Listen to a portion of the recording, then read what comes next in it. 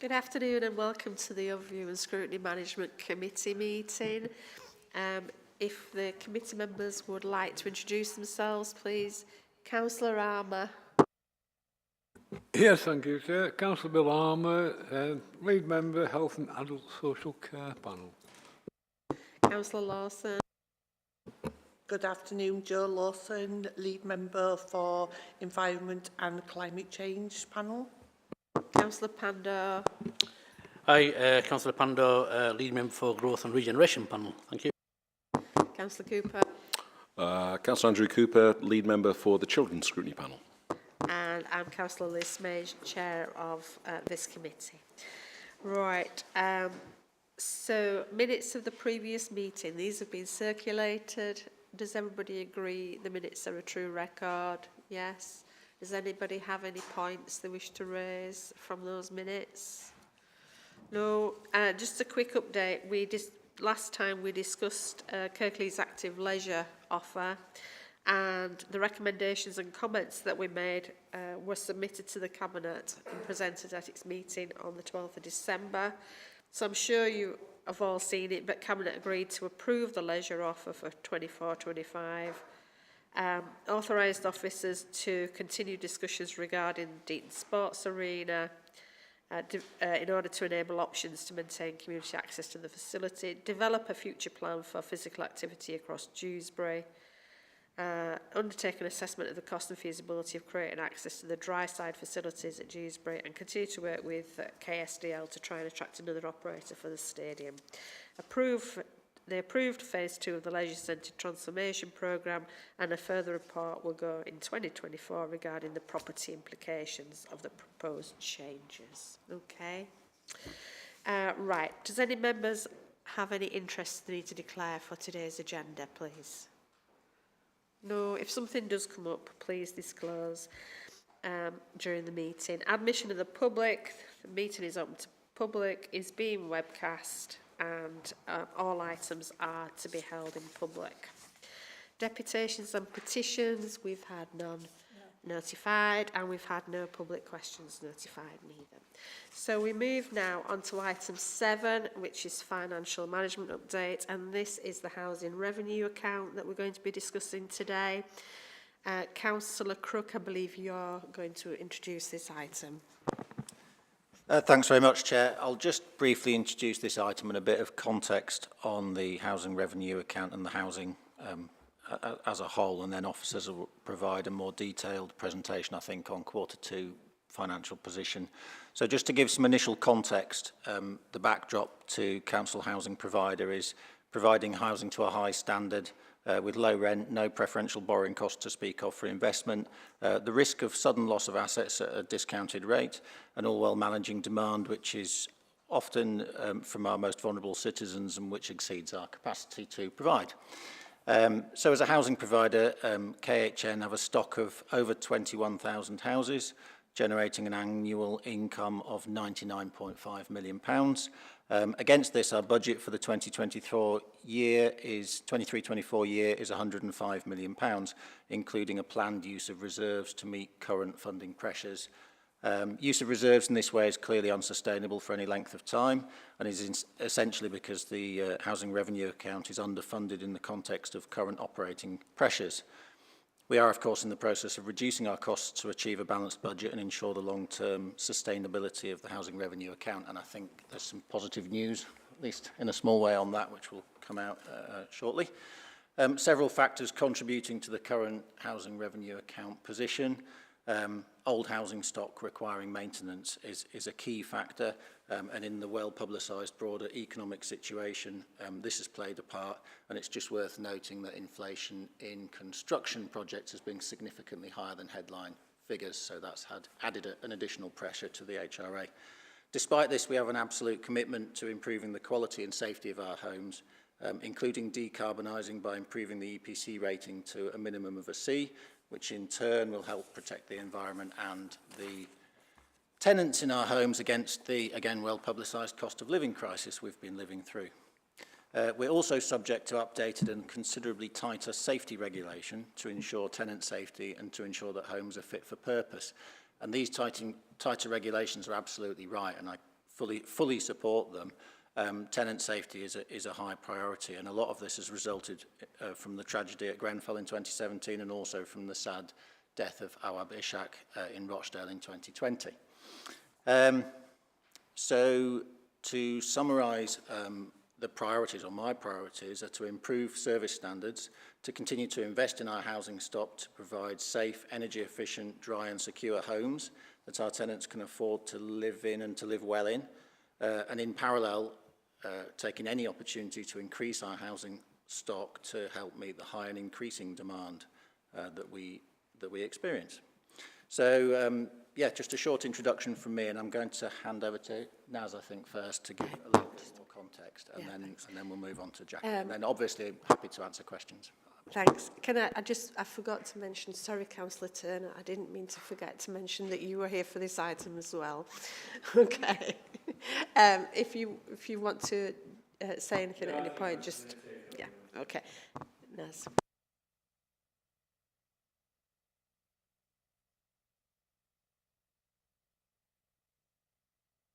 Sorry, apologise. Just a little bit about the housing revenue account, for those of you who might not know much about how housing is funded. The housing revenue account is essentially an income and expenditure account for the social housing stock in the council. It is really made up of rents and service charge by way of income. That kind of amounts to about 99.5 million if you take service charges into account as well.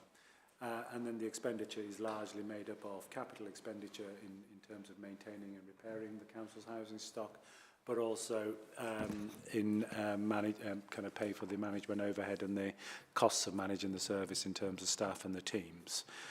It's separate to the general fund and is intended by government to be self-financing, but also ring-fenced. Ring-fenced because it is governed by some specific rules. That means the spending from the housing revenue account has to benefit tenants principally.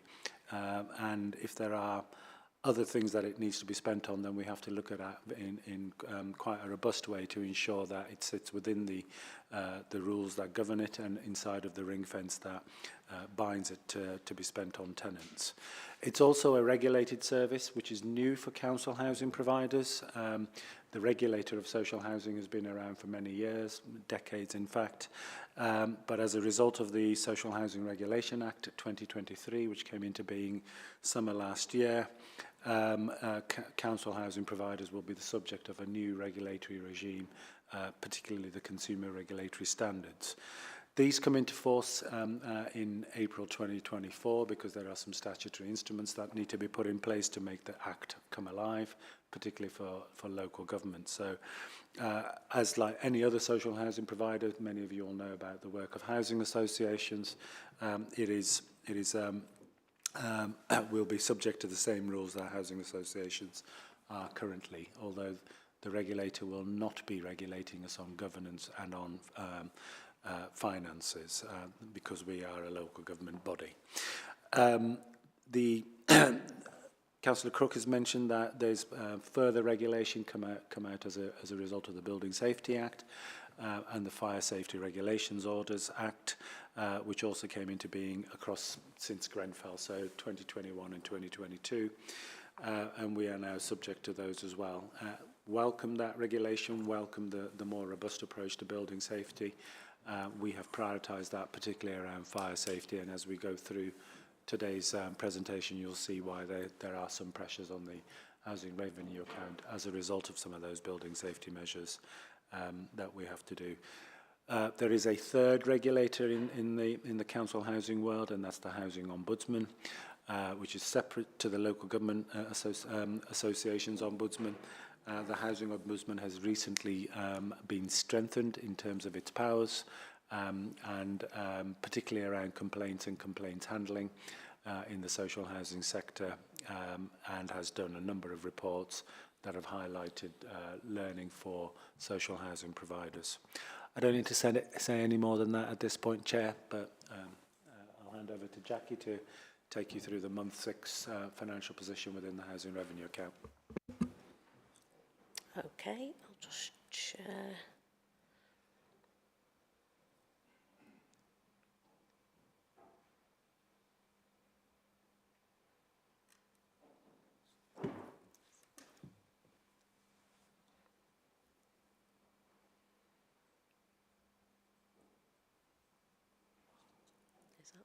sharing. I think it just takes a little bit of time. Does so it? Don't worry.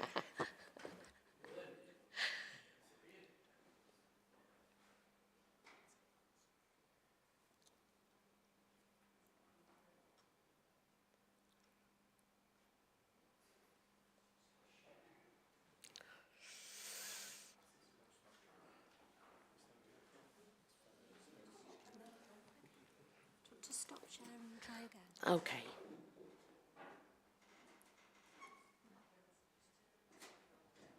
Screen.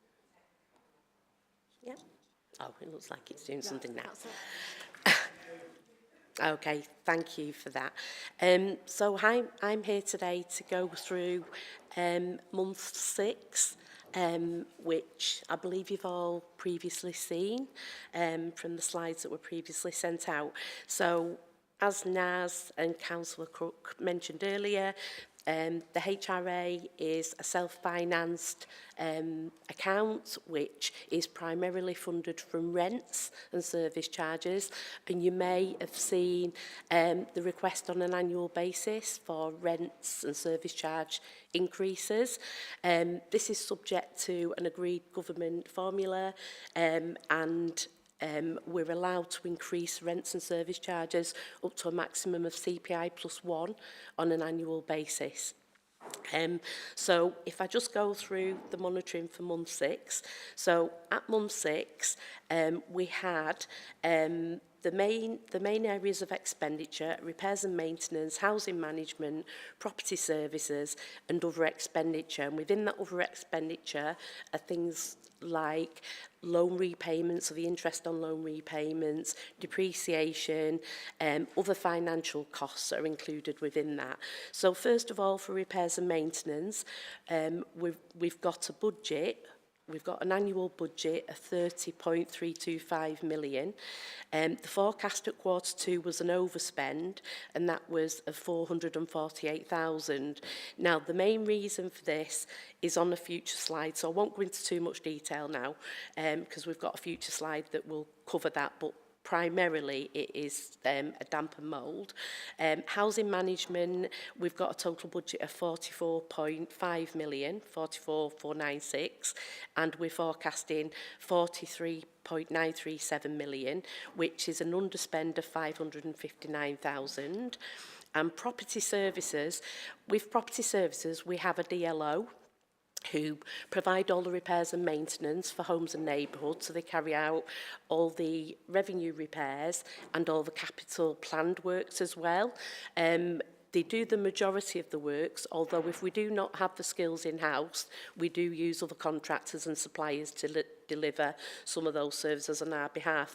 But it's assumed that that property services will break even. So whatever they spend in carrying out all of those works, they will charge us a fee to get that income back in, so they will return a break-even position at the end of the financial year. The other expenditure, as I mentioned earlier, includes depreciation, which is the amount that we depreciate our assets by and is then put into a fund to fund future planned capital works, loan interest, and it also includes interest received on any balances that we get as well.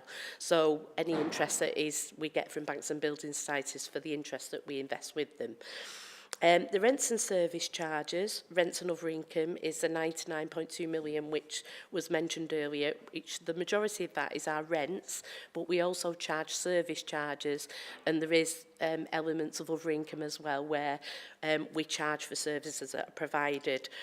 When we set the budget at the start of the year, and we're in a position where we needed additional resources, and so it was agreed that what we would do is we would contribute 5.5 million from reserves in order to support the services that we needed to deliver. At the start of the year, there was a big focus on compliance and building safety, so there was some additional budget requirements that where we invested more money into for that. The second slide is actually a summary of where we are with reserves. So we started the year with 44.4 million. During the year, we actually contributed to capital, so some of that resource went into planned works. So 13.2 million of that was a contribution to capital and planned works. There was the 5.5 million, which I've just mentioned about contribution from reserves, and then also the 9.5 million, which you see there, is the additional contribution that has been set aside so that we maintain a level of reserves at £15 million for any unforeseen circumstances and any business risks. Obviously, with building safety being a big issue at the moment and making sure that we're keeping our tenants safe, we want to make sure that if there's any unforeseen circumstances that arise, that we're in a position to be able to fund those. So just going on to the next slide, this is a breakdown in more detail of what I've mentioned earlier. So I've on here, I've broken down the main elements of the underspends that I've just referred to above. So repairs and maintenance, we had the overspend of 448,000, and this was because during the year, the amount of repairs that were being carried out and the demand for repairs had increased to such a level that the amount that was set aside for responsive repairs based on a price per property basis wasn't enough so that property services could do that work. So we allocated another 528,000 to do this so that they could make sure that they were on top of making sure all the repairs were carried out. We also allocated an additional £500,000 to damp and mould because we wanted to address all the issues that were being raised through damp and mould. So we have focused on damp and mould and prioritised that as an issue that we need to make sure that we're dealing with all those repairs, and so additional resource was allocated to that. For policy and management, we had an overspend of an overspend of 378,000. Some of this was directly attributable to the the PFI scheme, the extra care units that we actually manage. And so there was additional cost through that. There's a unitary charge that has to be paid for. And so there was an additional cost of that of 166,000. And then there was some abortive costs, which were works which we had to carry out to land in order to allow us to develop those schemes going forwards. We are looking to recover some of those receipts to do with that abortive costs, and that is something that we're looking at the moment moving forward.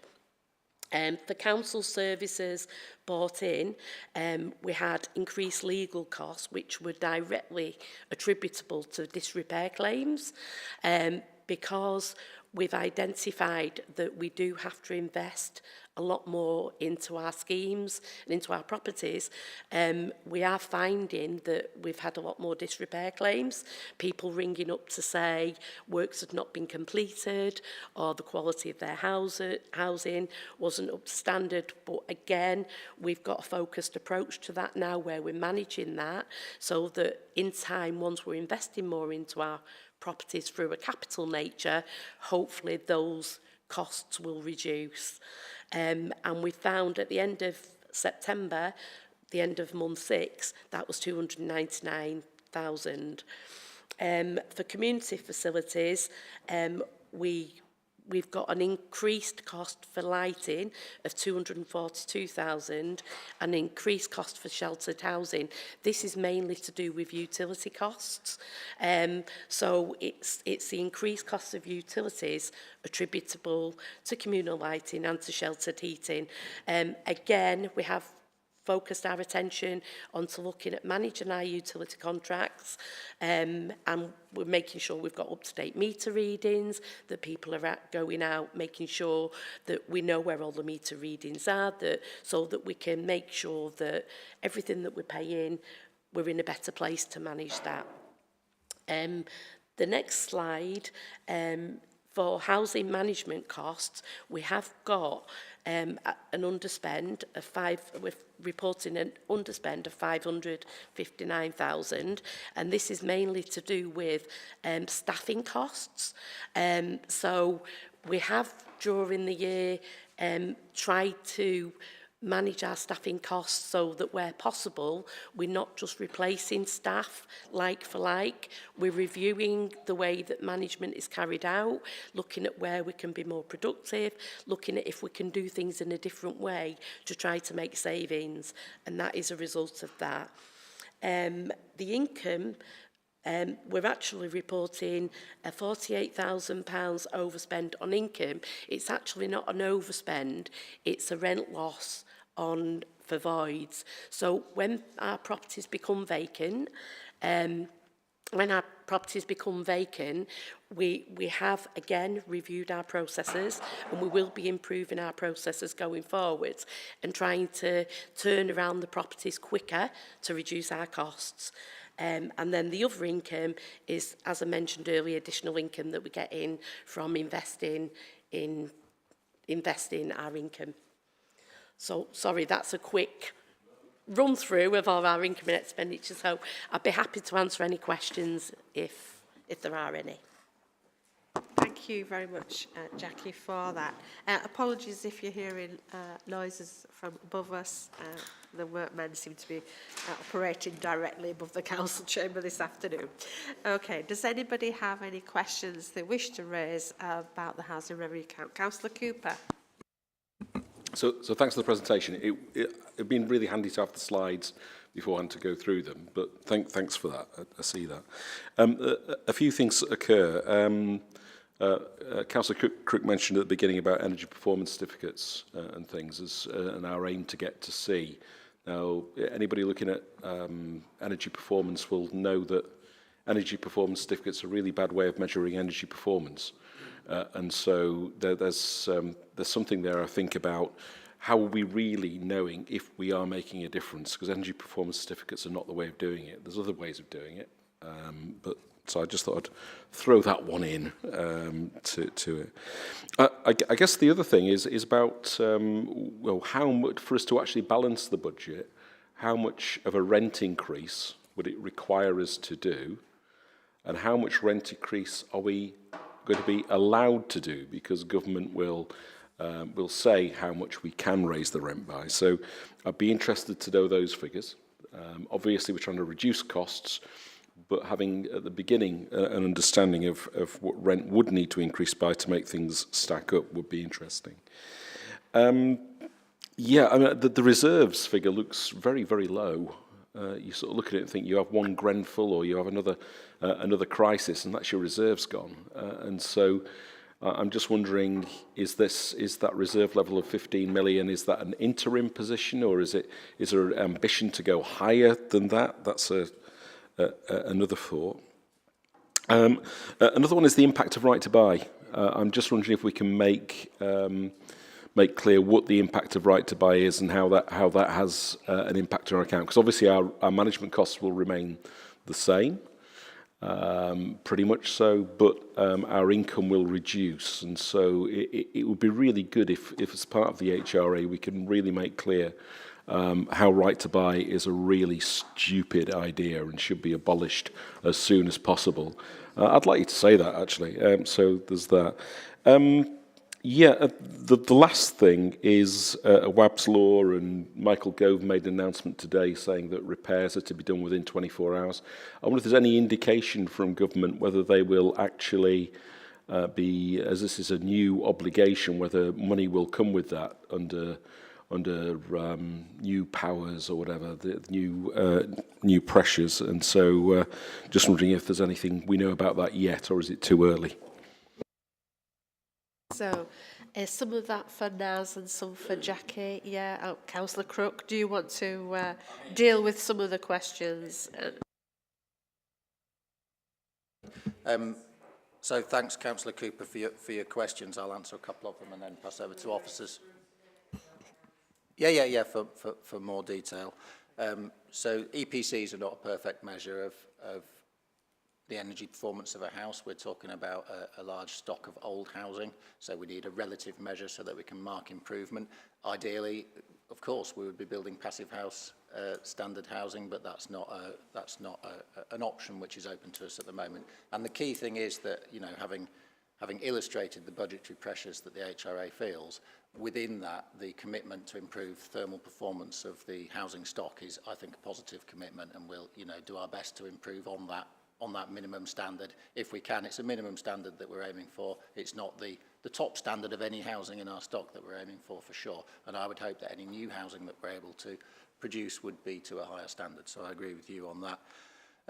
Our rent increase is CPI plus 1%. That's the maximum we're allowed. That's what we voted through this year. I thought it was essential that we did that because the absolute commitment to improve the standard of living for our tenants is something which I'm really committed to. I think when I first started up in this role, I hoped we'd be able to build a load of new council houses to passive house standard. That's not the reality of public sector housing at the moment. So improving the standard of living for people already in our houses is the key priority. The year before, you'll probably be aware, the rent increase was pegged by the government at 7%, I think, which was significantly below inflation. And even within that, given that inflation on the maintenance costs is probably more like 20%, that was a significant loss to the HRA, and I think something like £130 million over the 30-year business plan. So small differences do make a big difference over the lifetime of the business plan. Historically, there have been even more stringent restrictions on the rent increase. So anyway, I thought it was very important this year that we voted through the maximum increase we could to benefit tenants. Within that, our rents remain the lowest in the region, and I think our average rent, even after the increase, is somewhere around £80 a week, so that gives you context on what sort of rents we charge. And I refer you back to my introductory statement where I was saying, you know, part of the business model for council housing is high standards and low rents, and we are aiming for high standards, you know, as quickly as we can, and the rents are maintained at a very low level compared to the private rental sector. Is the reserve level high enough? Would it be legitimate for us to maintain high reserves while there was maintenance that needed to be done to improve the standards for our tenants is another question. My initial meeting with NAS when I was first asked to take on this portfolio addressed this exact point. I was concerned, certainly there's a lot of talk about the minimum reserves that local authorities would carry. The housing revenue is a slightly different dynamic. I think that £15 million is a reasonable reserve. You mentioned the possibility of a Grenfell type event. I don't foresee that happening here. We're very stringent on our safety policy. There is some fire safety measures still to be undertaken, but they're all logged and are underway. And anywhere where we haven't already resolved fire safety issues, there are mitigations in place to ensure that there won't be an event like that in Kirklees. So I think that is a safe reserve level, and that's the advice that the officers give as well. Naz will probably add a bit to that. The right to buy, I won't indulge in quite what you said, although I totally agree with you. The right to buy impact is something of the order of 200 properties per year to Kirklees. I think 187 last year, something like that, less than 200, but around 200. The receipt that we get from a right to buy property on average is £45,000. If you can show me anywhere where you can A, buy a house or build a house for anything approaching that amount of money, I'll be amazed. Part of the discounted price that a tenant would pay for a right to buy property goes back to the government, and part goes to the HRA. £45,000, yeah. No, I quite agree with you. Right to buy is not a sustainable part of a model of provision of housing, particularly when you've got something like 17,000 or 18,000 waiting list. I don't know anything about Go's statement this morning. I'm sorry, I was too busy answering emails, so I'll have to pass to someone else to answer that, but hopefully I've made a start and I'll hand over to Naz. Thank you, Councillor Smage. Yeah, so just to kind of reinforce Councillor Crook's point about the reserve level, at 15 million out of a total income of 100 million, it doesn't really take a genius to do the maths, which is 15% reserve level. It's quite a high reserve level, quite honestly, in social housing. When we've compared ourselves to other providers in the region, we're taking a prudent approach for those sorts of economic shocks, but also recognising that the age and condition of our stock might throw up something that we haven't fully anticipated. We've got a pretty good understanding of our stock now because we've had a year-long look at exactly what we need to do to get it to the standards that Councillor Crook and the administration aspire to, and I think full council does too. On rent increases, I think Councillor Crook's answered that question. We'd have to do the maths for you to work out what it would take to get to a balanced budget level, but a balanced budget is really, I think government's view, the administration's view is live within your means and make sure that your costs are contained within the 99 million, if not better that, to generate surpluses, because Councillor Crook's right about needing to invest more in our stock because of its age and its condition, and the need to bring it up to a much higher standard. If you listen to ministers on the radio, they are driving and pushing standards just as we are here locally. And some of that will be enshrined in legislation now. But to carry on with that, with the kind of the low rent that we've historically had in Kirklees, and nationally we're about the third lowest in the country now. Some people wear that as a badge of pride, but it does hamper our ability to invest if we don't generate the income levels that we need to be able to maintain our stock. And so that rent increase, as Jackie said, is governed by the rent standard. We'd have to calculate how much of an increase we would need to get back up into an average pack, if you will.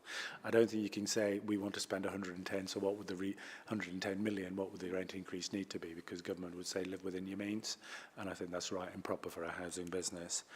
And again, we'd also have to look at the right to buy impact in terms of rental loss, although Jackie may have an estimated figure in her mind. And on Awab's law, there are a number of different things that are coming through. The 24-hour emergency response is something that we've been looking at and anticipating for some time. And the way we've set up our single point of contact now in terms of the new damp and mould response process that we have within Kirklees really does look to prioritise through triaging. And so where there are vulnerabilities and there is a real issue around concerns around health, particularly to young people or older people, we will respond anyway within a 24-hour without the need for legislation. In terms of your question about has government indicated any additional funding, and simple answer, no. I can't see any more money coming through for that. I think they will just expect landlords to absorb that within their cost basis.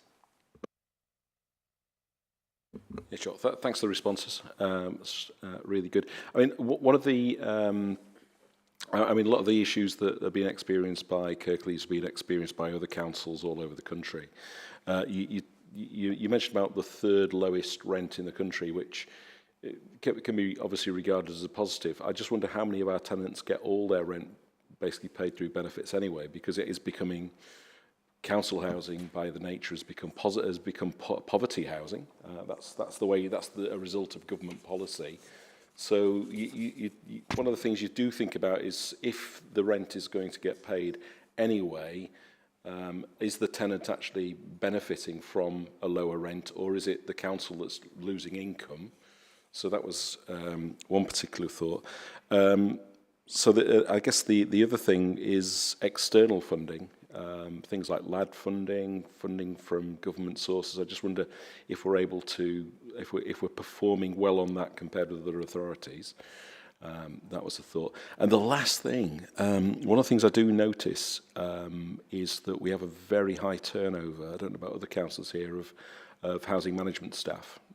It's sort of like, oh, who's our housing officer this month? There has been a wee bit of that, and so obviously it takes time for staff to get to know an area, to be able to get the feet under the table, to appreciate all the stuff that's going on in the estate, to have that local intelligence. And so I just wondered if there's anything we've got out there about staff turnover and how we can actually have keep more staff in place for longer.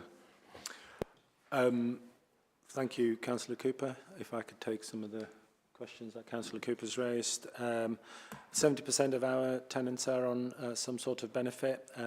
It's Probably half of those are on full benefit, the other half are on partial, and then the rest of our tenants are working either in full-time or part-time work.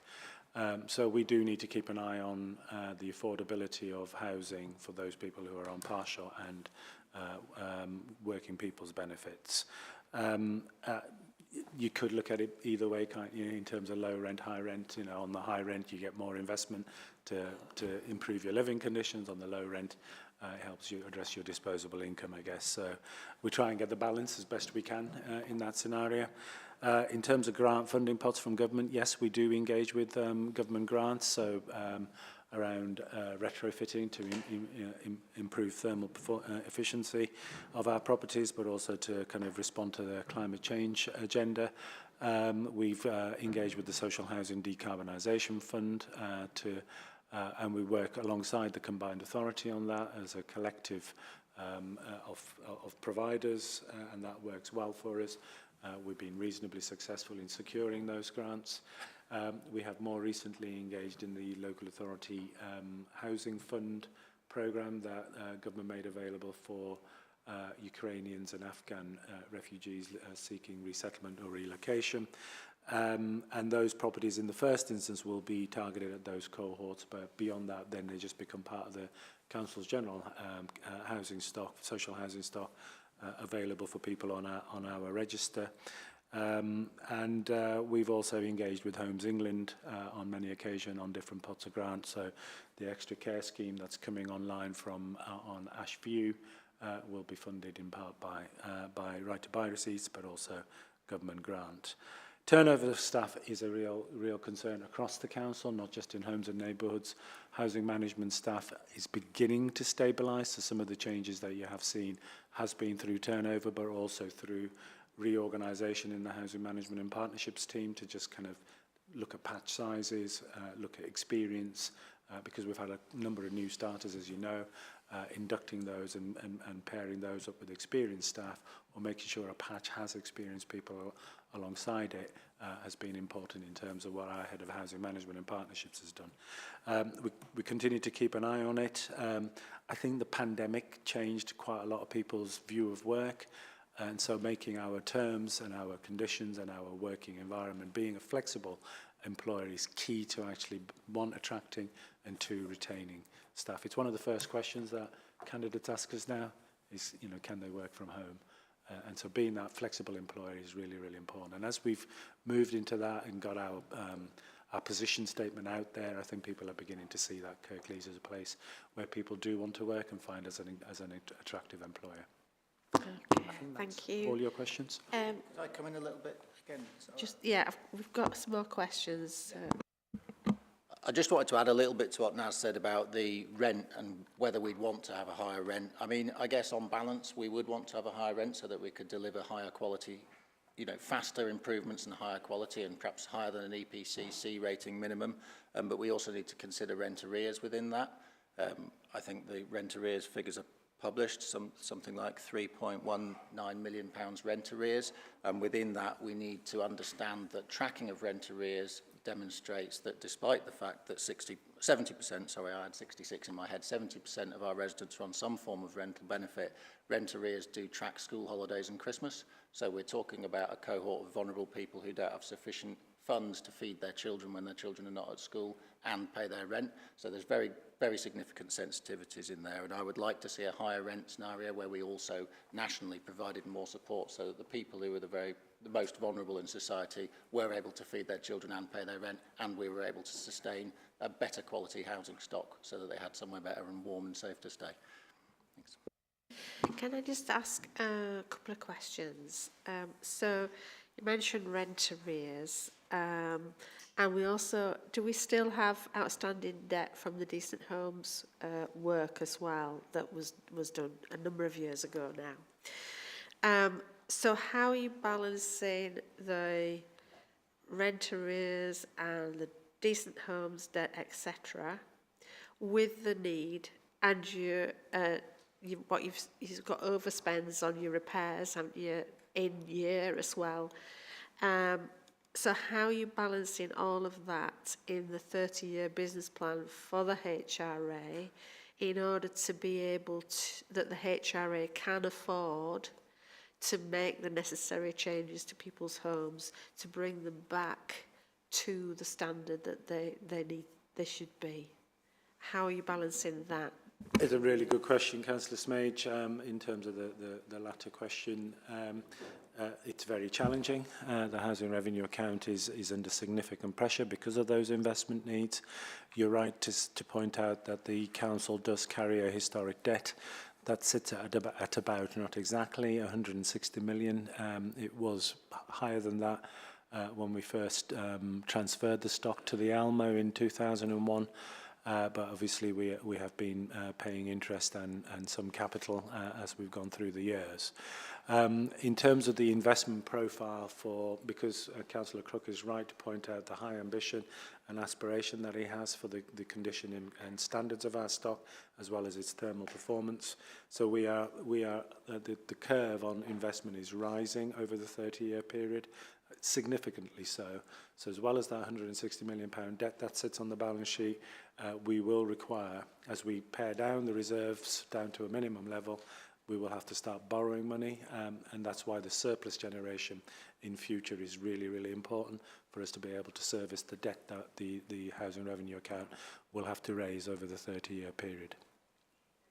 Can I also ask then about the pressure, because of the pressures on council budgets throughout the council, not just the HRA, but throughout the council. So when one service makes changes, such as putting the rents up, then other services that impacts on other services, such as customer exchequer, etc., for people coming forward and saying they need help looking at what monies they can bring in order to bridge that gap that they may have, because putting rents up, etc., as we discussed, can move somebody from being able to afford to pay into needing to have some housing benefit. So how do you balance the HRA needs with the rest of the council's budgetary needs, and can the HRA contribute to the rest of any part of the rest of the council's budgetary needs in relation to tenant services? So, because I know it can't do it if it's not tenant services. the council contributes the housing revenue account contributes quite significantly to the general fund's costs, where it is legitimate and a benefit to tenants. So Jackie put up a figure on the slides at the beginning, where we referred to housing management being a budget of 44.496 million. That includes 8.2 million of contribution to corporate overheads in the council. The housing revenue account also buys in services from the general fund activity, the broader council. So grounds maintenance, for instance, is bought in from the highways team, which is also under Councillor Crook's portfolio. So that's currently sits at about 1.7 million in terms of the contribution that makes to the running of general fund services. We also buy in pest control, we buy in services from community safety. So it makes significant contributions, but we do have to align that to tenant benefit for us to be able to justify that expenditure and not be non-compliant with the ring fence that governs the housing revenue account. Can I just add to that as well, because from the HRA directly, we do have an income management team and a money advice team. So that's supported directly through Homes and Neighbourhoods, who will specifically support tenants with managing their money advice and affordability, and signposting them to if they need to apply for benefits or anything like that as well. Okay. So if anybody needs help in relation to any of that, in relation to when charges go up, you signpost all of that to tenants so that they know where to So go. we work together, yeah. Sometimes we directly work with them on their benefits and their benefit claims.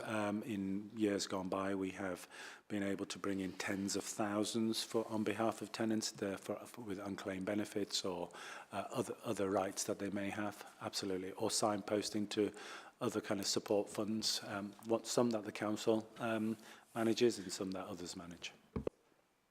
Anybody else have any other questions in relation to this item? No? Okay, all right. Thank you very much for coming today. Thank you. We're going to just have a pause in the meeting before we move to the next agenda item. Thank you.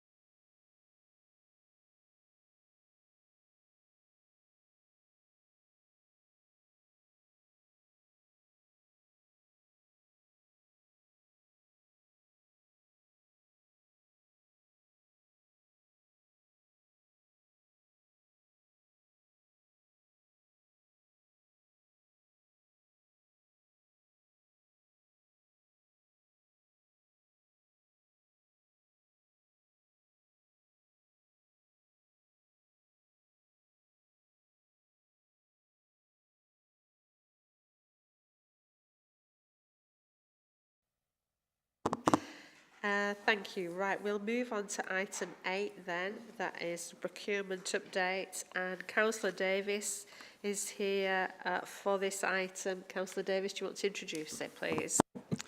Thank you, Chair. Just a very brief introduction. I think this is probably quite an opportune time to be looking at this, as we are all aware, and actually was referred to a little bit by Councillor Crook. There are huge pressures now in terms of contracts, in terms of costs.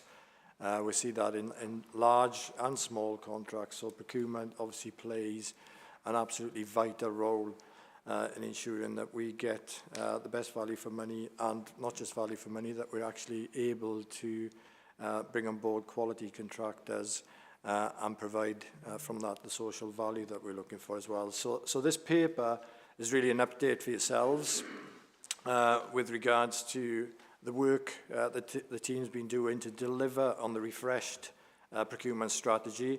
There's a particular focus in the paper on supplier engagement, contract management, and strengthening governance procedures, forthcoming procurement legislation, the procurement planning, and procurement best practice. So I think with that, I'll hand over to yourself, Jane. That's okay. Take us through there. Thank you. Okay, afternoon everybody. I'm Jane Lockwood, the Head of Procurement here at Kirklees. So, just a quick sort of recap. November 2022, Cabinet approved the new procurement strategy for Kirklees Council. That was framed around 5 key strategic themes: delivering social value, promoting inclusive procurement, continuing to develop our category-led approach, striving for innovation and improvement in all that we do, and a real focus on good governance, so using proportionate controls, systems and standards. So what have we been doing since then? So our attention has focused on delivering the new strategy. We've got quite a detailed action plan that we shared with corporate scrutiny last time. So we've been working hard on the strategy. All members of my team are involved in those activities and are contributing to making improvements. Alongside this, we've got business as usual activities. So there is a lot going on in procurement landscape, in managing difficult circumstances with increasing costs. So a lot of activities going on. We have, to be fair to say, accelerated a lot of the activities in order to get ready for the new procurement legislation, so to preempt where we think we're going to be and to be in a really good sound position by the time we get there. So I've provided quite a detailed paper hopefully for you on the areas that were requested. I'm not going to go through those thread to needle. I'm happy to touch on them at high level or move to straight to questions, whichever chair and panel would prefer me to do. I think, have we all read the report? We've got our questions, so I think we'll move to questions. Thanks, Jane. Thank you. Right, so questions on this item then. Can I ask the time frame it takes from, because I'm presuming for larger contracts you have to have business cases first, don't you? So business case through to decision, through to procurement, through to contract. How are you making sure that those, that all of that work is within the timeframes that are needed for projects to be carried out? Okay, so that always is the million-dollar question, isn't it? How long does a procurement take? And I hope I've kind of addressed the answer to that in the paper as well. So it can go as quickly or as long as it takes. There are lots of different resources that are required. We do give some indicative timescales in relation to sort of size of contract and sort of normal complexity. So we've got and we transparently share those with our services. But I think what you'll also see in the document is we've introduced some new improvements and steps in terms of the planning and the governance. So we've got some new templates, because what we're finding is sometimes managers aren't aware of where we're at in the process or why things are taking so long. So at different stages now, there's visibility and sign-off from managers. So I think it really is a million-dollar question, and not one that I could articulate, but I could articulate for individual activities. Councillor Cooper. Yeah, and thanks for this. It was interesting. I was just looking at the key themes, and just wondering if there is anywhere where we actually show how the procurement strategy demonstrates how it delivers on the 5 themes. I know you've said some things here about issues with data and all that sort of business. But I was wondering about a broad document which says, procurement strategy here, this is how we deliver social value, this is how we do these sort of things. Does that exist anywhere? Yeah. Sorry, we have an action plan that talks about all the different steps. In the actual strategy, it says how we will measure the impact.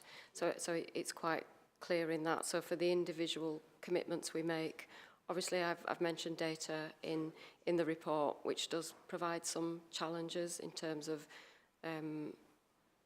how accessible it is, how accurate it is. So some of that is still work in practice. But outcomes, I guess. As in outcomes on the themes.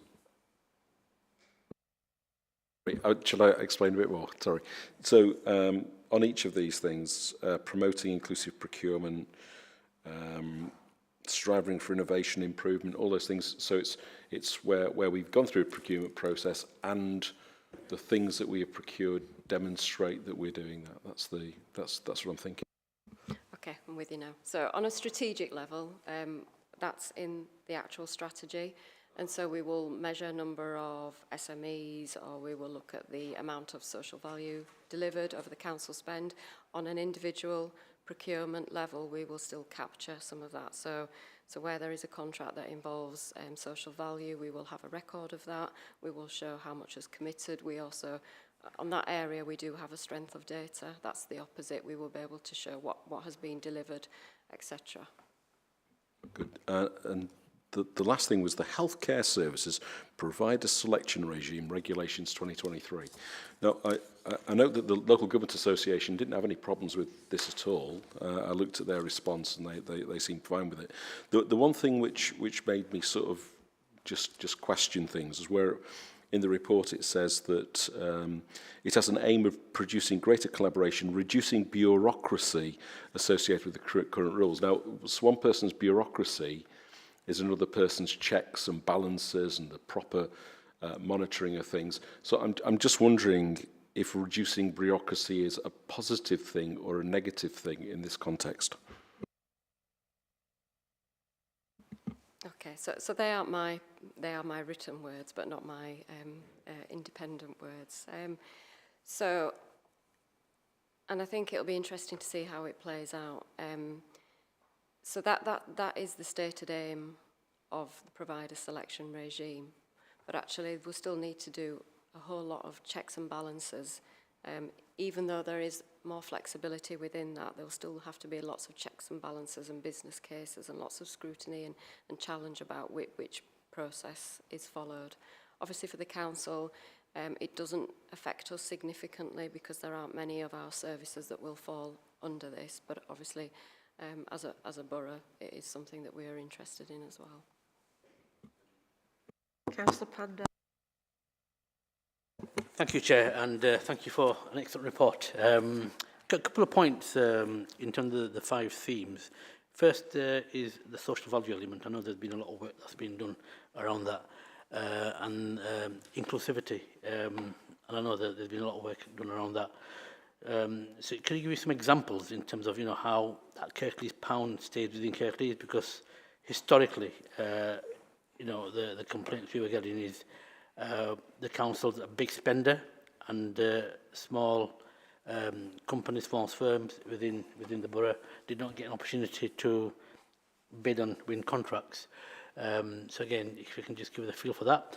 And the other point is, as an anchor organisation, do we work in partnership with the NHS, with the colleges, the universities, where we actually try and get maximum benefit for our local residents? And again, there's been a lot of work done around that. So if you can just give us a few examples in terms of outcomes that Andrew was referring to, that would be good. Thanks. Okay, thank you. So we've done a lot of activity on social value, and they kind of overlap quite a bit, the social value and the inclusive theme. So we've been working with an organisation called Social Value Portal. Excuse me. Yeah, so, and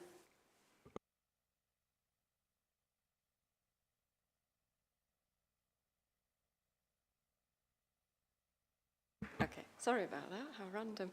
Yeah, so we've been doing a lot of work in the social value arena, and using the national TOMs, which are the themes, outcomes and measures, looking at opportunities for potential suppliers to come forward with ideas as well as about where they think they can make the biggest impact. So I think one of the real benefits for us is we're able to see now. So before we might have had suppliers bidding for contracts, making claims about stuff. Now we can actually see how much they're delivering, how well they are delivering, and whether actually they're over-delivering. It gives suppliers a lot more flexibility, and I think it gives us an opportunity to leverage value from those contracts. So we really have done a fantastic amount of work. We've had feedback from the provider who supports a number of local authorities and private sector who use the same tool, that actually the Kirklees record in terms of how much is delivered is strong compared with others. So that's really quite reassuring to us, is that suppliers are committing to actions, but actually we can see that they are delivering, but actually they're delivering better on our contracts as opposed to in other areas. We've also won a national award in 2023 for our approach to social value. And really, the award was a little bit about our journey, where we started, some of the challenges we've had and some of the learning that we continue to have, but also some of the areas that we step into where we try to push partners, providers and ourselves to generate more benefits for our local people and our local places. In terms of the question around sort of the local pound, well, supplier engagement is a critical element in that role. So we work hard to be open for business.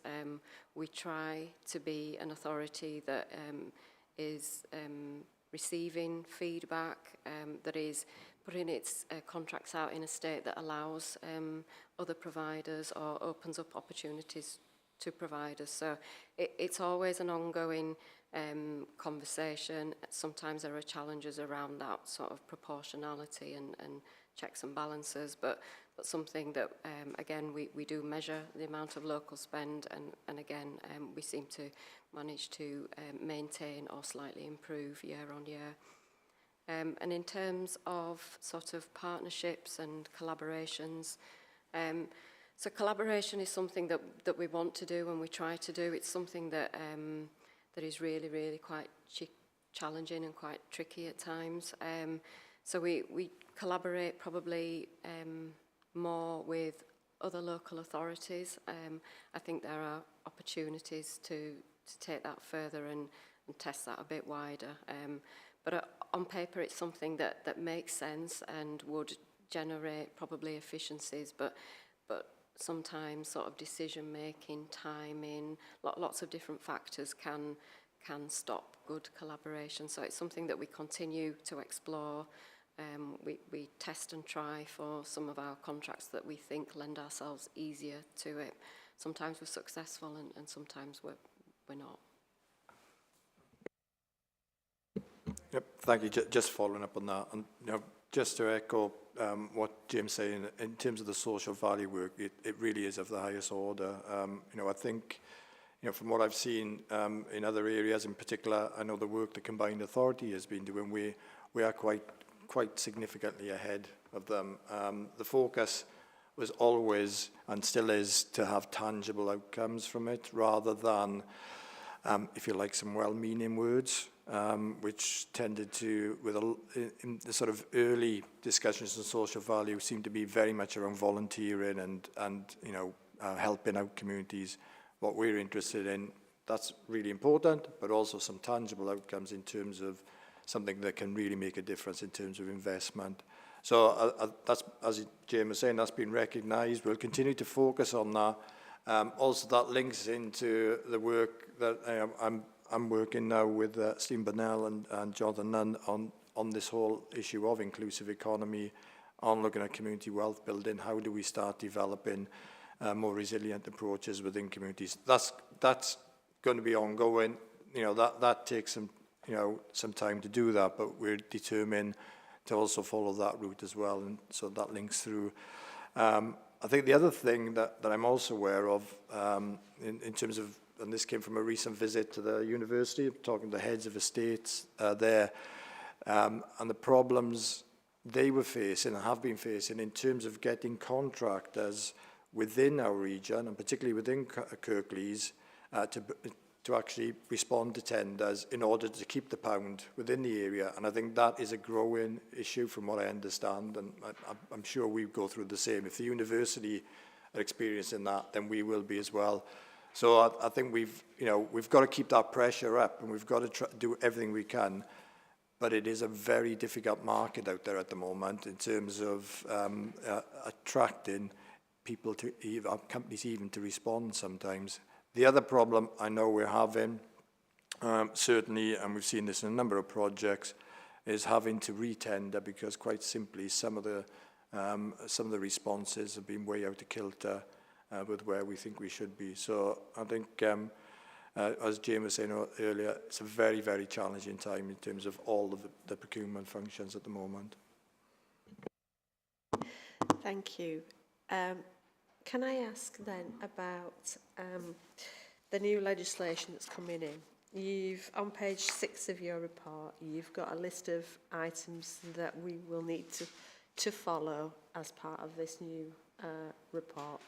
The shortened standstill period from 10 to 8 working days, I take it that that is not from, if there is a decision, because it's a key decision within the council, it is not from a decision, it is from the awarding of the contract, so it is from the signing of the contract rather than from the decision point. Yes, I'm right in that. Okay. But my question was about the new key performance indicators. So you say you're doing quite a bit of work on these items at this moment in time. So how are you building in to the procurement system at this moment in time about these performance indicators? Because I'm presuming for the big regeneration projects that Councillor Turner will be brings forward, that when there's business cases like that, the key performance indicators that you require for the contracts need to be in those business cases well ahead of time, so everybody is aware of what is required beforehand. Is that correct, or is there a different process that needs to be followed? Okay, thank you. So the contract management, the key performance indicators, so that's going to be in the new legislation. So contracts that are currently being let are in the current legislation. It's not clear at this moment in time. I suspect that they will continue to operate in the existing legislation. It might be that we decide that we will do more in terms of transparency, but it's not something that we've factored into current procurements at this moment. There are key performance indicators that are routinely considered, but we haven't paid particular attention to this point yet. So which points are you working on in relation to these? Okay, so sort of generally, in terms of transparency, we continue to work on making sure that everything is as transparent as possible. So one of the newest areas is we publish our pipeline, and we refresh that twice a year. That is a requirement in the new legislation. We do offer more feedback already. So I think one of the key areas with the new legislation is around transparency per se. That's something that we are improving and doing on a voluntary basis where we can. I think in particular some of the work that we've done around improvements to processes and introducing those new templates, those new checks and challenges. One of the areas with the new legislation is it's looking at the whole of the commercial cycle. It's bringing everything in. And then you'll have seen in the report that we're doing a considerable amount of activity in the contract management area. So we've got a contract assurance board set up. We've recently done an independent government commercial assessment, which has been externally peer reviewed. So that will give us a fantastic baseline for us to reflect on what do we do well already, what do we do reasonably well, or where do we need to improve. And I think that allows us the opportunity to focus on that and get ready for the new legislation. So I feel like we're in a good, strong position as we can be. Alongside that, obviously, we're talking to our peers in other local authorities, other providers in terms of what is everybody doing for preparedness. Is somebody doing something that we haven't thought of? So sort of training, strengthening sort of governance, improving processes, more checks and challenges, balances. Those are all the kind of things that we're doing to get ready. And can I ask as well then, because obviously procurement is a very complex area, you're saying that your recommendations to contract managers or service managers to complete the foundation contract management training. Are those recommendations being taken up then? Does it need to be actually something that if you are a contract manager or a service manager dealing with procurement, you really do need to be aware of that training? Okay, so you'll see that obviously we set this board up last November. I think something that's really important to us is that we establish the right kind of culture. We recognise that we we need to strengthen contract management. So at the moment, here's a recommendation. So at the moment, it's quite gently. We'll have a look at that.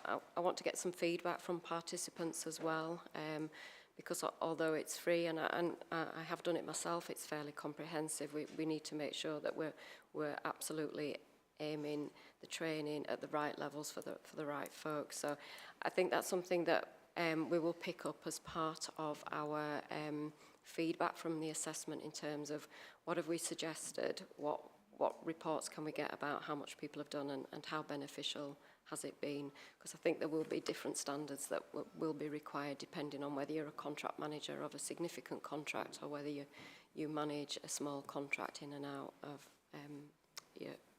your other activities. Are there any other questions then on this item? No. Thank you for coming today. So we covered about social value and inclusivity, checks and balances, the Kirklees pound, transparency, the new legislation and training. And I wonder perhaps when the new legislation has come in and you've had chance to put all the recommendations in place, then I think it would be good if you could come back to Scrutiny to let us know how that work has progressed and what benefits or disadvantages it has brought with it. Okay. All right. Thank you very much for that. We'll now move on to the People Strategy. Councillor Davis, this is your item as well, is it? Are you going to introduce this for us? Yeah, they've gone the wrong side of them. Thanks, Chair. But I'll be brief.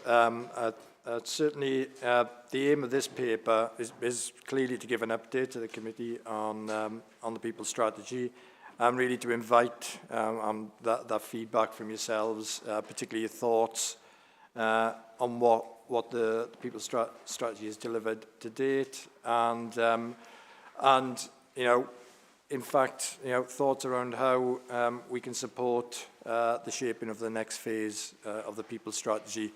And I think, you know, just with that brief intro, I'll hand over to Rachel and Shauna just to take us through the paper and provide some further detail, and then we'll take questions. Okay, thank you. So can you introduce yourself before you start? Of course.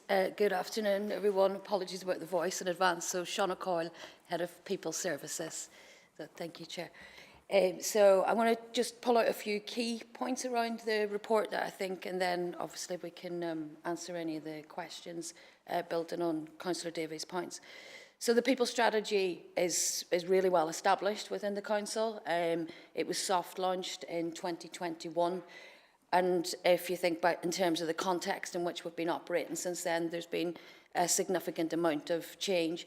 So just to be clear, we're currently still within phase 2, which is an extended phase 2. That's planned until 31st of March next year. And we are then taking stock now and engaging with stakeholders around what phase 3 of the strategy will look like, with an intended rollout from the 1st of April. So in terms of the outcomes from the People Strategy, they have not changed, and we don't envisage that they would change either for phase 3, because the strategy was designed as such to be a long-term piece of work. So skilled, flexible and engaged people, have an effective and compassionate leadership, which is could never be more important than at this point in time, that we always continue to be an inclusive employer of choice, and again, very important at the moment that we have healthy and well people.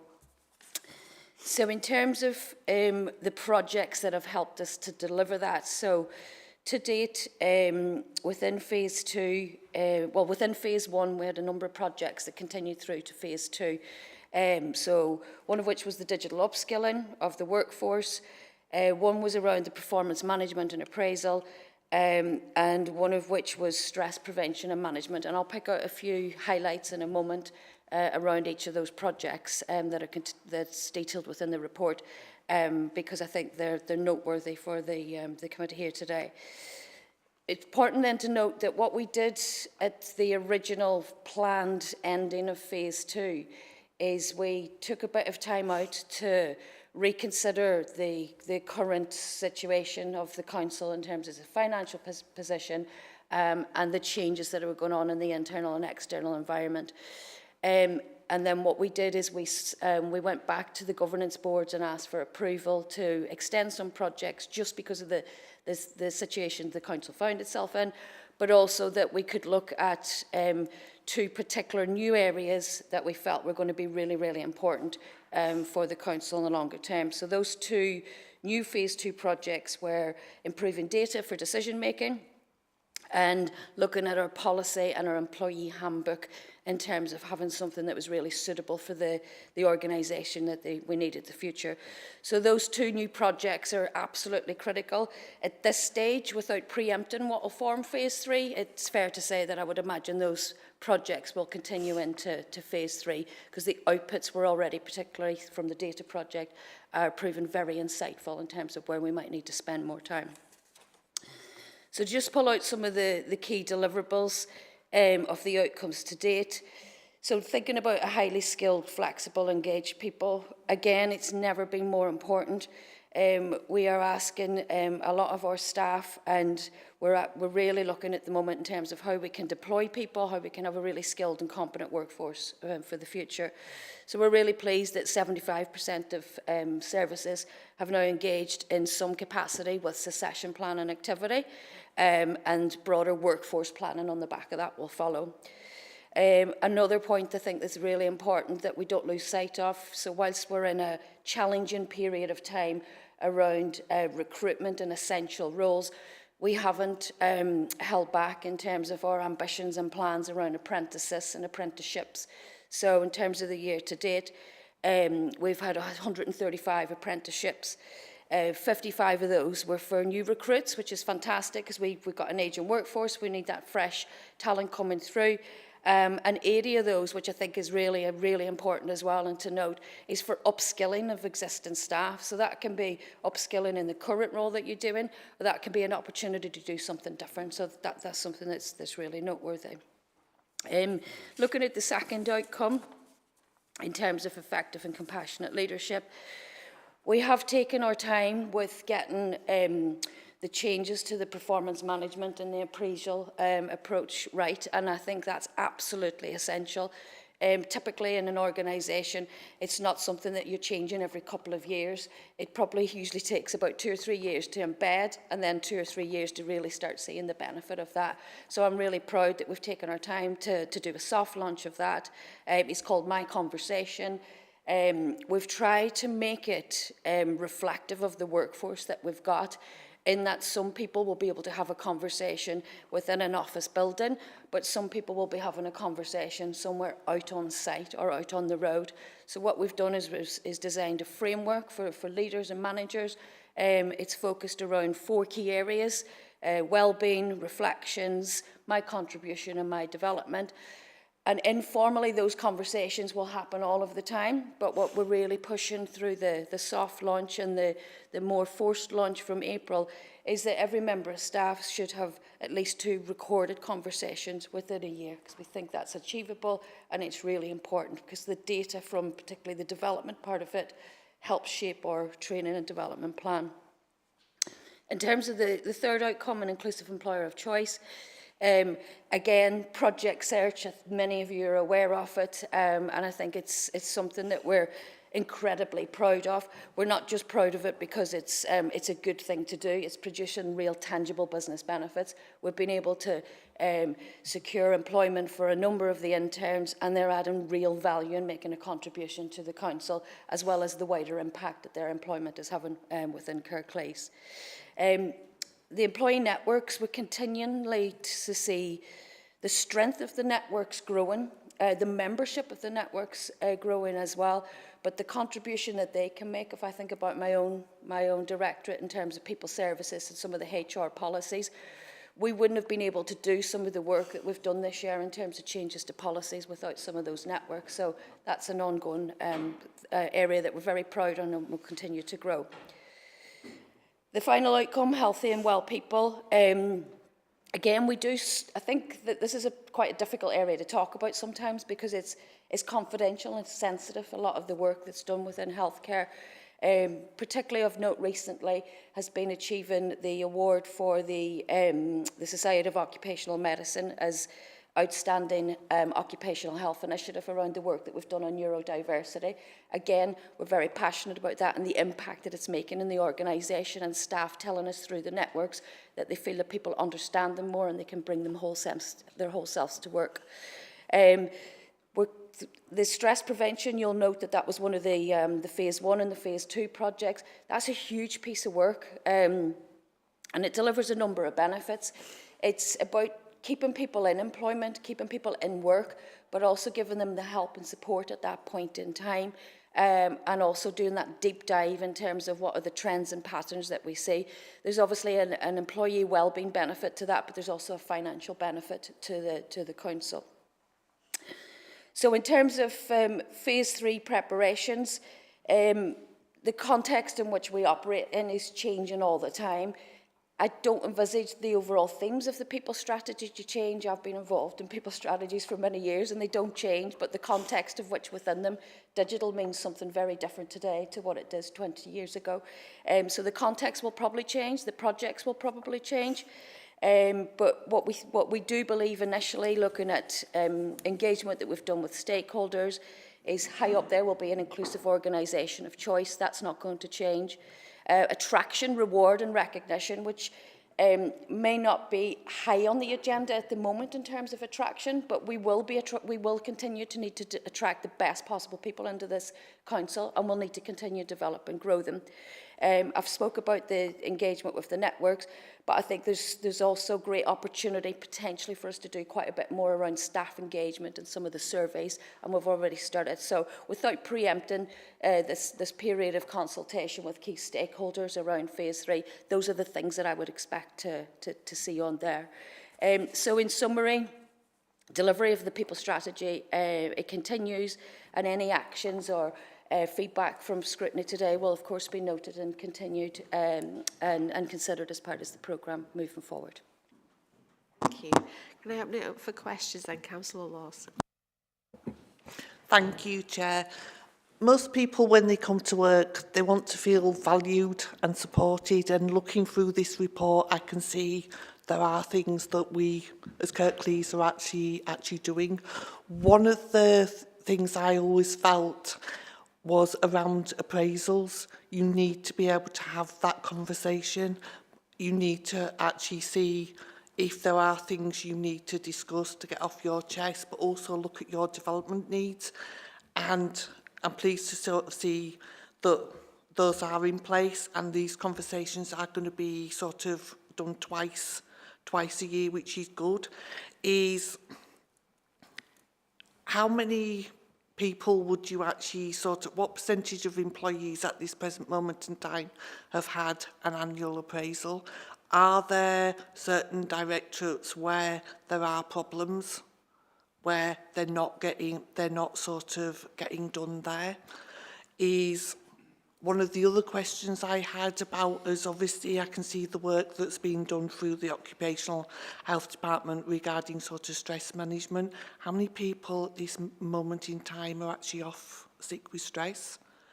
And the third and final question was, I believe it was over sort of 75% of departments have been doing succession planning. Has the present sort of recruitment freeze and people actually leaving caused any difficulties with that? Thank you. Hi, I'm Rachel Spencer-Henschel, Strategic Director for Corporate Resources. Just to quickly pick up your point about data, I think as Scrutiny, you usually get the monthly demand indicators on an informal basis. You will probably recall from there that there is one about sickness absence, and obviously part of that is looking at stress. Interestingly, we have seen a shift between people just citing mental health to then specifically mentioning stress or anxiety. Anxiety seems to now be one of those indicators that people are more vocal about, and that might just be about sort of how more open people are about that in the world rather than just within the workplace. So we obviously monitor that, so you get that information monthly in terms of how many are off. I think with the point about the sort of different directorates, one of the challenges is always going to be the type of work that's delivered. So we do know that the more office-based staff do find it easier to do those appraisals on a regular basis. But we work with all of those services that have those frontline workers to make sure there are opportunities back in the depots or wherever that we have those conversations. Do you want to add anything more? Thanks, Rachel. Yeah, it's a really important point that comes back all the time. How do you make it that those people who work in frontline roles get that same opportunity, because they need it as much as anyone else?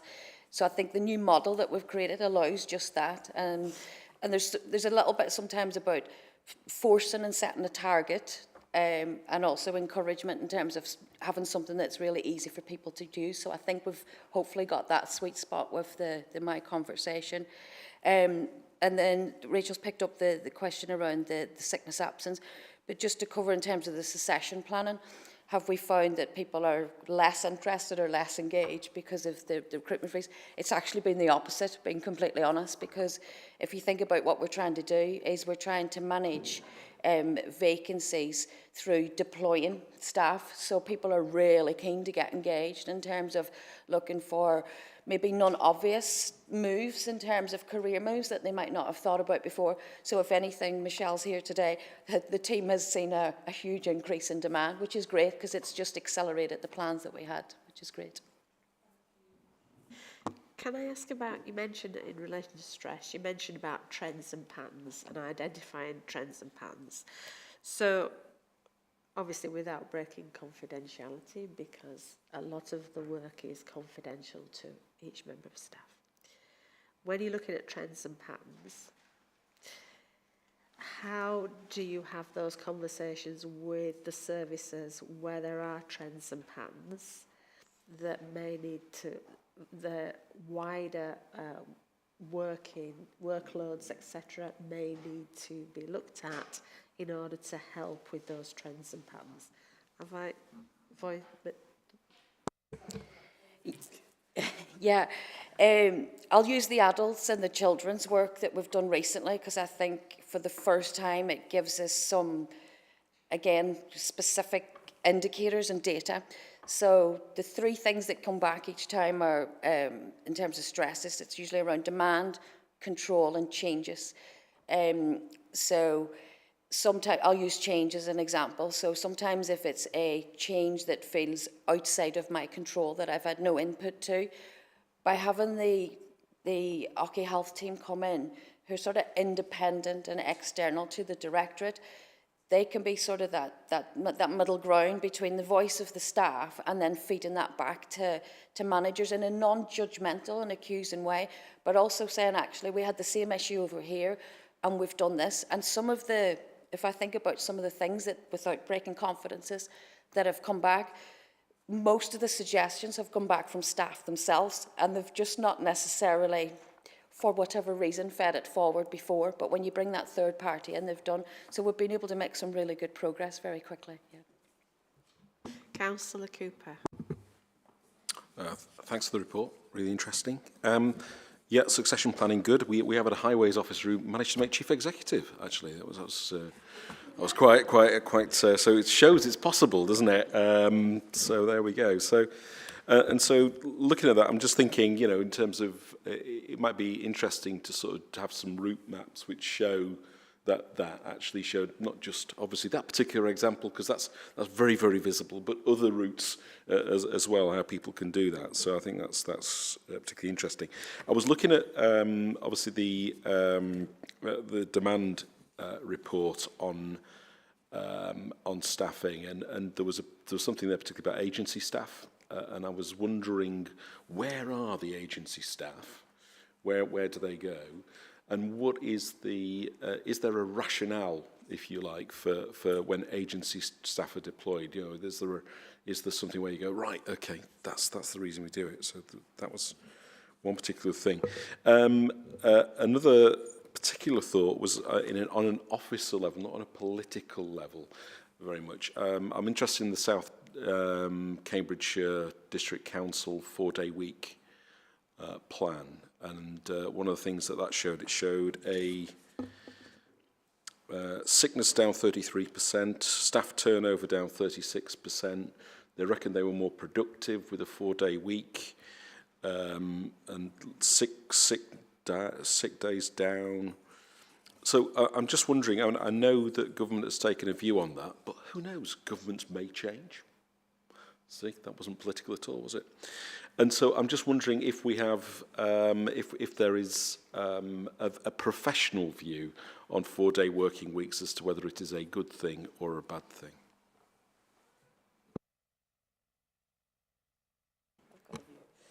I'll just to say, I think obviously Sean may have a view as well. I think interestingly, you can't really. I don't think there would ever be one view in an organisation of this size in terms of what staff think. So in some cases, when you'll see from the intranet, whenever we put stuff about ideas for how we can save money, some staff do suggest that as an option. What I'm kind of interested in is sort of how it links to presenteeism and the kind of flexible working policies.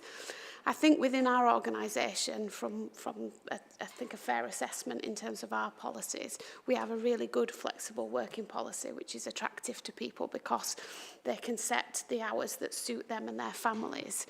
I think one of the challenges with something like a 4-day week, in my view, is that almost says, well, this is what it is. And actually for some people, that might not be right for them, their childcare arrangements, their family arrangements. So I think actually having a flexible working policy helps to serve the best needs of a very diverse set of staff, because you're not saying that it's a one-size-fits-all. I think what that doesn't do necessarily is answer the sort of running costs and infrastructure costs that I guess would be impacted by a 4-day week. But purely looking at it from a people perspective, I think flexibility that allows staff to work both that meets the needs of the organisation but also that helps them do their caring family responsibilities is probably the best you can get for an organisation like this. I don't know if you want to add. Yeah, and again, I've only ever worked in HR, so as far as my career tells me, having the option of complete flexibility is usually better for people. You do end up with presenteeism, and especially if you're a 24/7 organisation, it can be very difficult to implement in terms of consistencies. So overall, sort of research that let people work flexibly to meet the organisational and the needs that are there, it tends to work better than something that's a one-size-fits-all, which is what we try to avoid. Yeah, I'm not sure South Cambridgeshire was like that. I did have, 4-day week stuff interesting, but I did mention the stuff about agency staff. Yes. So agency usage really is about your skills that you just cannot supply quickly enough. It could be a short-term demand that there's no, in terms of the return of investment of developing those internally and growing your own, is not, there's not a case for. It could be roles that are specifically linked to perhaps a project, a funded project or a capital project. So yeah, we have certain areas and roles that we do use agency more for, and actually from an affordability point of view, that's often the right thing to do, but it's something that we review all the time and as part of our tracking and reporting measures that are reported through quarterly and monthly. Councillor Davis, did you have any points you wish to raise on? Yep, thanks, Chair. I think they've been very well covered, actually, in many respects. I think one comment I would make, and certainly I would never discount any changes in terms of working patterns or looking at what we do. We should investigate and look at the best way of doing things. We have to be really careful as well, particularly I think in the current climate, that what we don't do is put people in a position where they have reduced days without the flexibility that was referred to, and then an expectation of delivering the same within that. So your productivity will go up in that sense, but we have to be very careful that we're not overloading people as well. And I think we see that in some industries where that's happened. So it is a very fine balance. I think it's certainly, I would never ever discount it. Whether there's going to be changes in government, I couldn't possibly comment on that whatsoever. But I think the key thing is flexibility. I really think it is flexibility.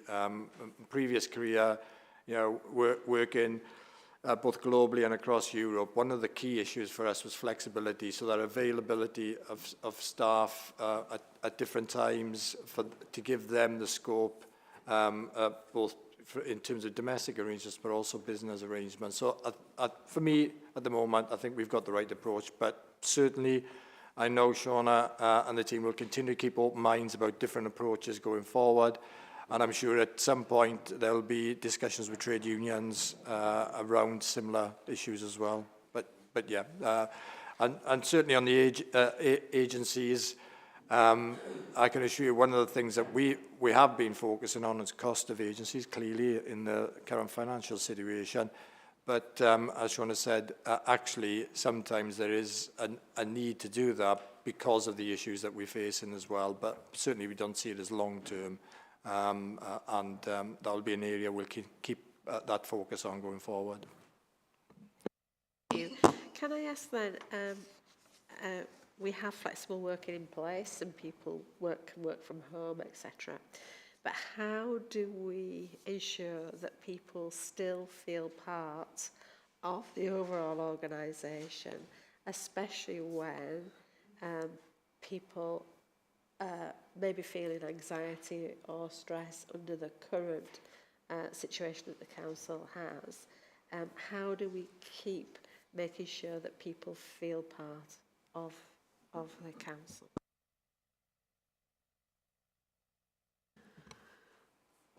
Thanks, and I do think that's a really important question to ask, and one we struggled with, if you recall, when we sort of returned back from the pandemic, because clearly we had kind of quite a polarisation of views during the pandemic. We had staff that absolutely loved working from home and wanted that to be their working pattern, and then we had staff that felt really disconnected and wanted to get back in.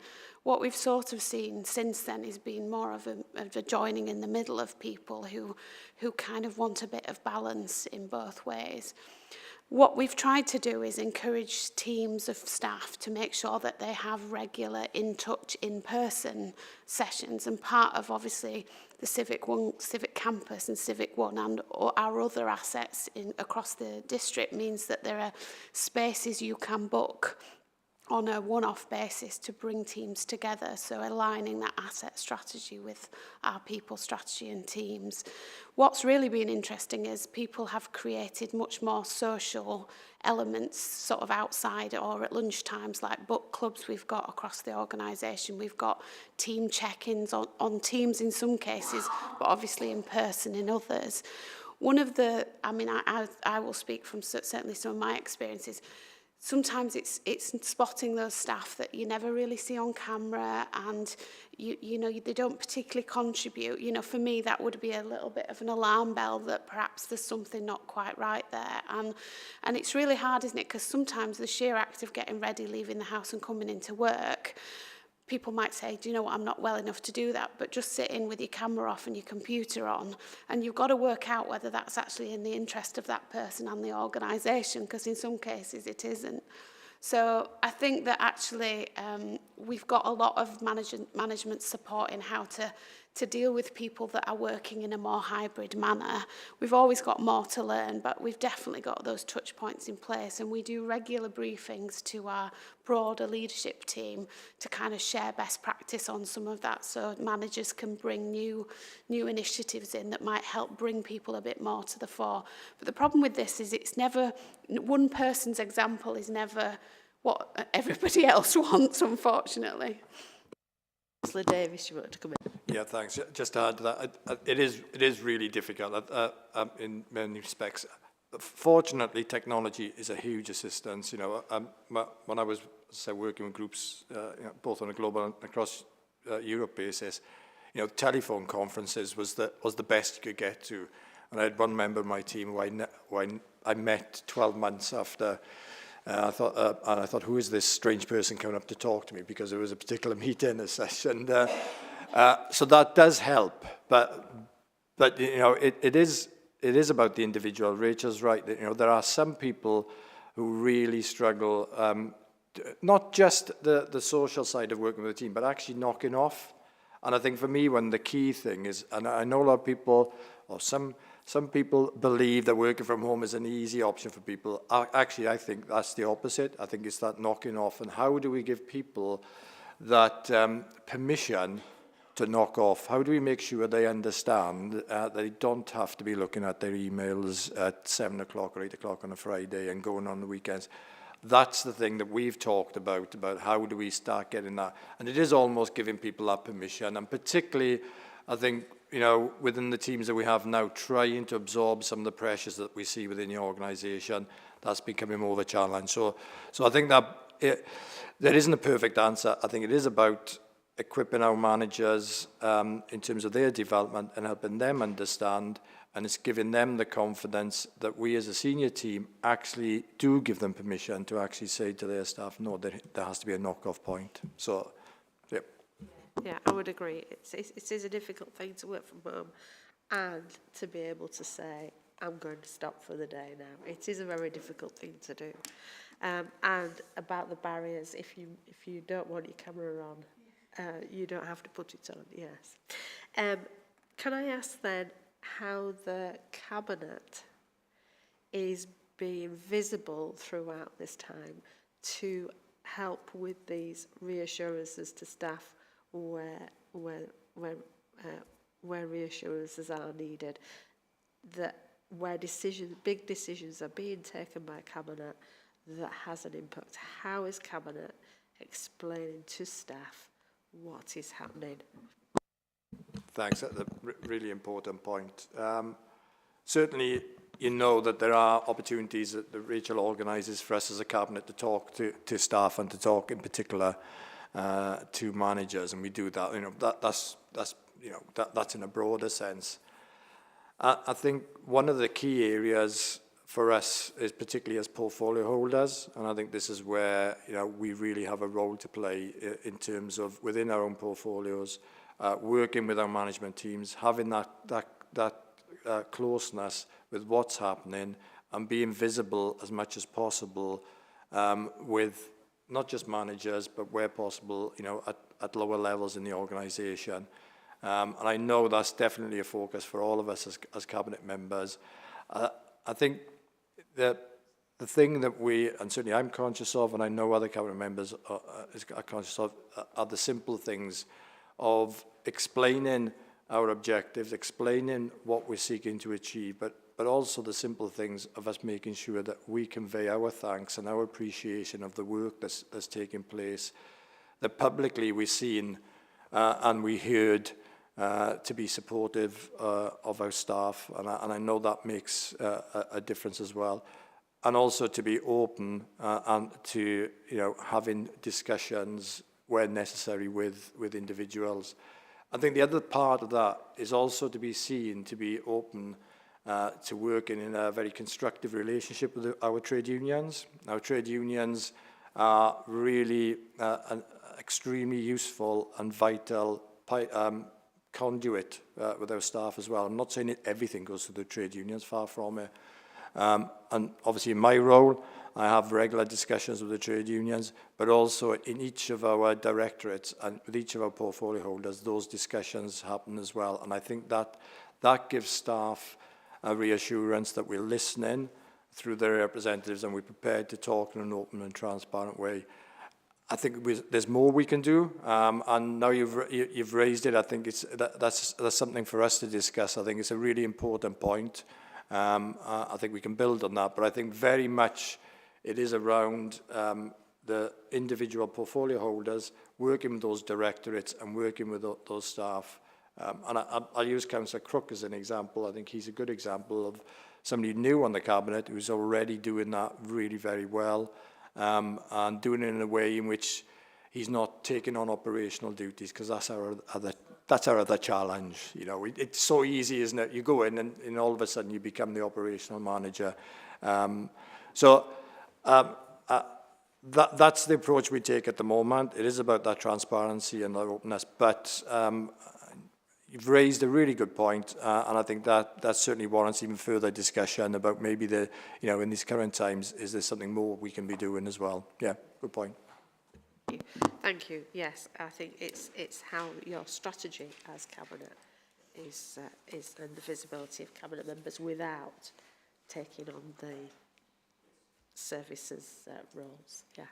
Are there any more points? No? Okay. Can I thank you very much for coming. We talked about my conversations and appraisals, flexible working. We talked about agency staff and stress and anxiety, and the alignment of asset strategy and people strategy and cabinet visibility for staff. Okay, thank you very much for coming today. Can we move on to item 10, lead members' reports. Councillor Cooper, have you any points you wish to raise on your... Yeah, certainly.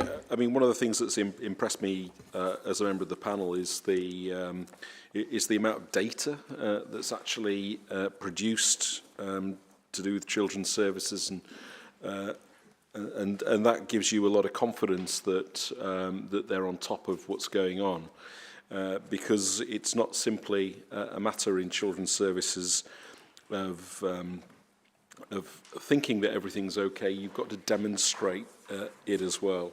I've also been fortunate to attend some of the training event for teaching assistants, and I found that really interesting and informative, and it's that emphasis on training and staff development which I think is particularly important. I'm just going to have a quick look and see if there was something that particular that I'd missed. Oh yeah, post-16 home to school travel. That's an area nationally where costs are rising for that, and so we've had a particular look and have an ongoing look at that to ensure that the council has control over those costs.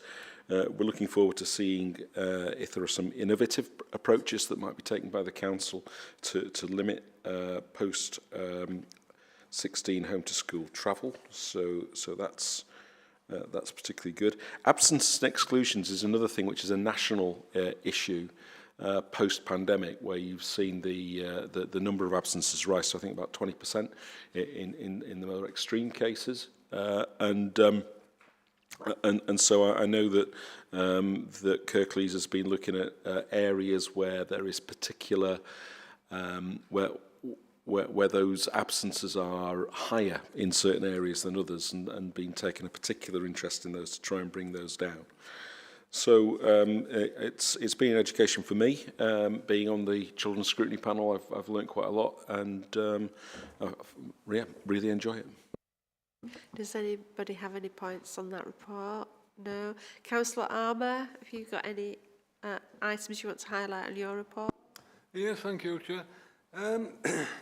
I've benefited from briefings with leading officers, particularly Richard Parry, who's the Strategic Director for Adults and Health, and Michelle Cross, who's the Service Director, Mental Health, Learning Disability. With partner agencies, I've also had an interesting briefing with Anne-Marie Henschel, Director of Midwifery and Women's Health, the Mid-Yorkshire Trust. We've had a number of meetings, panel meetings, and I think one of the things that struck me is dentistry. The state, or the parlous state, if I may, of NHS dentistry, and it's obviously not just a Kirklees issue, not just a West Yorkshire issue, it's a national issue. And it is a cause for great concern, and we have items coming on future agendas about this. A little bit difficult to know what we can do against the national background, but we do need to keep a finger on that pulse. I think it's an important issue.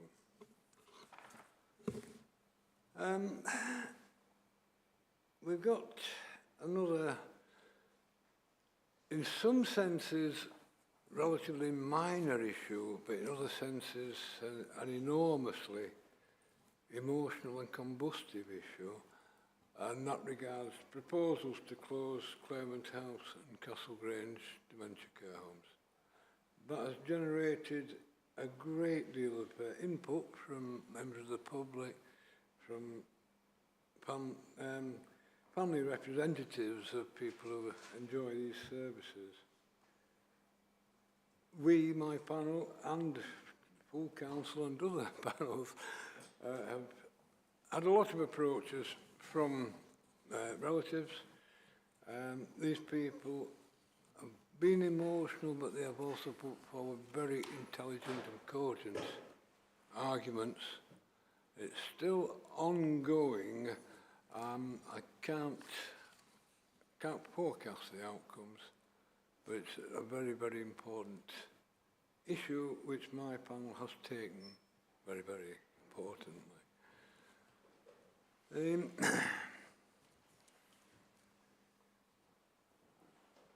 The issue about birthing facilities in Kirklees is quite long running now. It's been going 3 years, perhaps a little bit more.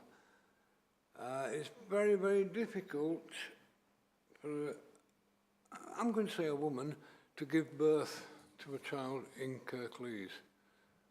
Virtually the only way of doing that is through a home birth, and they're not particularly popular. Mid-Yorkshire are showing very clear signs of getting to grips with the issues. My advice is that they are confident that they will resume the Dewsbury provision, and I'm also told that Huddersfield or South Yorkshire patients will, South Yorkshire, my apologies, South Kirklees patients, yeah, slip of the tongue, will be able to use Dewsbury facilities. So hopefully we're making a little bit of progress.